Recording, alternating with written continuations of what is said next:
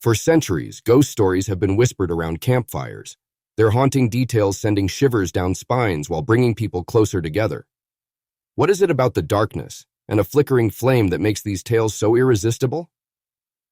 Welcome to tonight's chilling journey into the world of creepy stories, the kind that make your heart race and yet somehow feel like the perfect companion on cold, dark nights. These tales have a unique way of blending fear and comfort, reminding us of the thrill of the unknown. In this video, we'll dive into spine-tingling narratives that keep you on edge, yet leave you craving more. The art of telling a good creepy story lies in finding the perfect balance. Too much fear can overwhelm, while too little suspense leaves the listener unsatisfied. Especially at night, when shadows stretch and every sound feels amplified. Crafting a story that feels terrifying yet oddly cozy is a delicate challenge. How do you capture that magic? Let's first hear 3 unsettling stories, each showcasing a different element of the macabre. 1. The Ghostly Hitchhiker, a tale of an ethereal passenger who leaves behind more than just questions. 2. The Whispering Woods, a forest where lost travelers hear voices urging them to venture deeper. 3. The Forgotten Room, a chilling discovery in a house's attic that reveals secrets best left hidden. Each story weaves suspense, fear, and a touch of the supernatural, pulling you into a world where reality blurs with the unknown. The Ghostly Hitchhiker. It was late, and the rain was coming down in sheets as I drove home from work. The road twisted through the forest, empty except for the occasional headlights passing by. My eyes were heavy, but then I saw her, a figure standing on the roadside, drenched and shivering. She was wearing a white dress that clung to her in the rain, and something about her stopped me from just driving past. I rolled down my window as I slowed to a stop. "Do you need a ride?" I asked, my voice barely audible over the rain.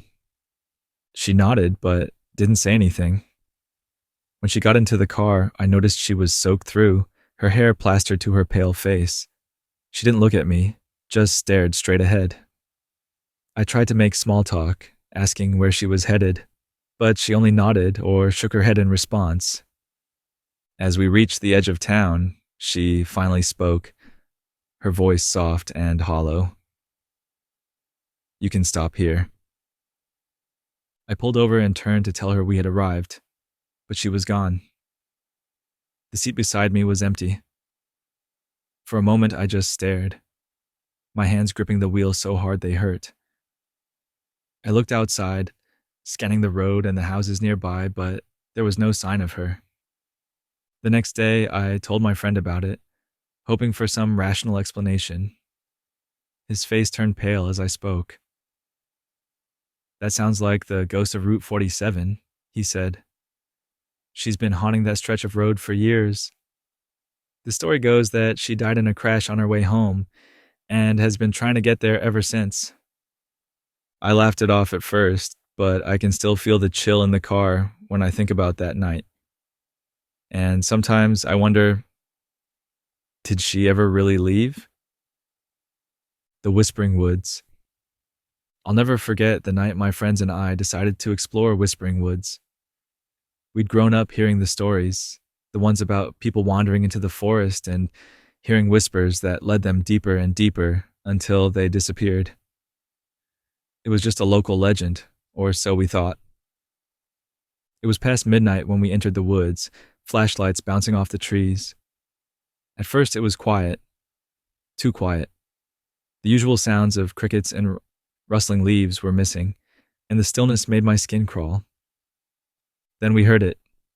A voice. A faint whisper so soft I thought I'd imagined it. "Over here?" I laughed nervously, glancing at my friends, but they looked as uneasy as I felt. Another whisper came, this time from behind us. "Come closer."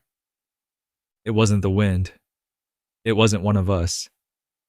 The voices came from all around, pulling us in different directions. My flashlight flickered, and I could feel my heart pounding in my chest. Suddenly, something brushed past me, a shadow darting between the trees. I screamed, and we all started running, desperate to find our way back. The whispers grew louder, overlapping into a dissonant chorus. Just when I thought we'd never escape, we stumbled out onto the road. I doubled over, gasping for breath, and looked back into the woods. The whispers had stopped, but I swear I saw eyes. Dozens of them, watching us from the darkness. I've never gone back to those woods, and I don't think I ever will. The Forgotten Room. When my husband and I moved into the old Victorian house, I was enchanted by its charm. The high ceilings, the stained glass windows, it all felt like something out of a storybook. But there was something about the attic that made me uneasy from the start. A few weeks after we moved in, I decided to explore it. The attic was cluttered with old furniture and boxes, but in the far corner there was a door. It was small and locked, with no key to be found. I couldn't shake the feeling that I needed to know what was behind it. I called a locksmith, and when he finally opened the door, I felt a wave of cold air rush past me. The room was tiny and completely bare, except for a single wooden chair facing the wall. The wallpaper was peeling, and underneath were strange, jagged symbols carved into the wood. That night, I woke to the sound of footsteps overhead. At first, I thought it was my husband, but he was sound asleep beside me. The footsteps continued, slow and deliberate, creaking across the attic floor. The next morning, I went back up there, but the door to the small room was wide open, even though I'd locked it the day before. The chair had moved. It was no longer facing the wall. It was facing the door. I tried to tell myself it was just my imagination, but the footsteps didn't stop. Every night, I'd hear them pacing above me, and every morning the chair would be in a different position. I haven't been back in that attic since. Some doors, I've learned, are better left unopened. The most harrowing tale of the night is the final warning, a story about a mysterious figure who appears to warn people of imminent danger.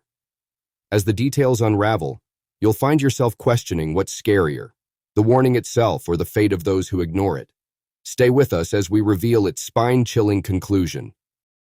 The final warning. It started with the phone call. I was alone in my apartment, scrolling through social media, when my phone buzzed. The screen showed unknown caller, but I answered anyway, half expecting it to be a scam. "Hello?" I said. There was a pause, then a voice spoke. It was deep, crackling like static, and impossibly calm. "This is your only warning. Do not leave your apartment tonight." I froze. Who is this? The line went dead. My heart was racing, but I tried to laugh it off. A prank, I told myself. Someone with too much time on their hands. Still, the words lingered. Do not leave your apartment tonight. About an hour later, I heard a knock at the door. It wasn't loud, but the sound cut through the quiet like a knife. I got up and peered through the peephole. A man stood there, dressed in a black coat and hat. His face was obscured by shadows, but something about him felt wrong. "Can I help you?" I called through the door, trying to sound confident. "You dropped your wallet," he said, his voice muffled but steady. I frowned. My wallet was on the counter where I'd left it. "I think you have the wrong apartment." There was silence for a moment, then he knocked again. Louder this time. "Open the door." Every instinct in my body screamed at me to stay put, so I backed away and grabbed my phone. As I dialed 911, the knocking turned into pounding. The man's voice rose, no longer calm but furious. "Open the door, let me in." The operator picked up, and I stammered out what was happening. Before I could finish, the pounding stopped. When I crept back to the door, the peephole was dark. He was gone. I spent the rest of the night huddled on the couch, clutching my phone. The police arrived about an hour later, but they found no sign of the man. Just footprints in the snow leading up to my door, and none leading away. The next morning, I turned on the news. My stomach dropped as I saw the headline: Local woman found dead outside apartment complex. She had been killed just 2 blocks away at the exact time the stranger was at my door. To this day, I don't know who or what called me that night. But I do know one thing. I'll always listen to warnings, no matter how strange they seem.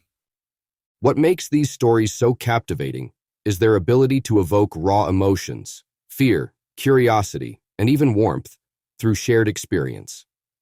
As we've seen tonight, the best creepy tales linger in your mind long after the last word is spoken, like shadows you can't quite escape. Now it's your turn.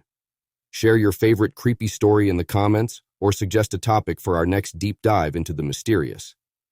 Don't forget to subscribe for more thrilling tales that keep the night alive.